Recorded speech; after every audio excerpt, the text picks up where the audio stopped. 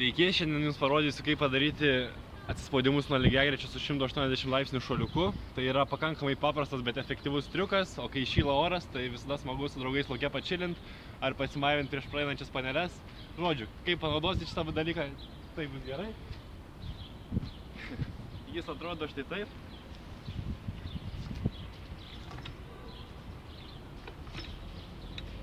Taigi, norint išmokti šį pratimą, nėra kažkokio nors reikalavimų. Nereikia mokėti padaryti 20 atsispaudimų nuo lygiagrečių ar įvaldyti kažkokią nors kitą specialią techniką. Svarbiausia yra sprogstama jėga.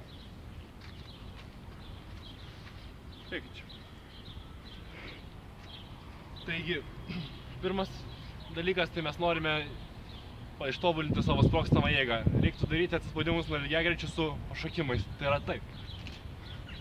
Reiškia, mes treniruojamės stipriai atsistumti, vienu metu kuo stipriau skoncentruoti jėgą. Ir šokinėjom. Darykite serijas po 10, įterpkite šitos atsispaudimus į savo treniruotes.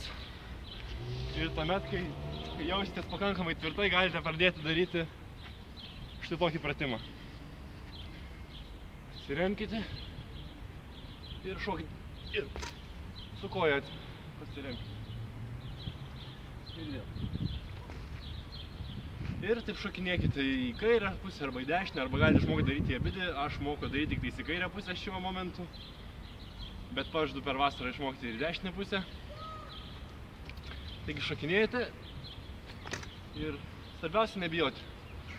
Dažnai atrodys, kad jūs nespėsit iš tikrųjų pagauti savęs ant lygiagrečių arba jūsų ranka prasprūs, bet tai retas atvejis, jeigu ranka prasprūsta, tai blogiausiu atveju susitrenksit pažastį, kas nėra jau taip blogai. Taigi, treniruokitės ir galėsite šokinėti. Šiam pratimui išmokti nereikia daug laiko. Jis truks gerą savaitę, 2, priklausomai nuo jūsų dabartinio lygiagrečių lygio.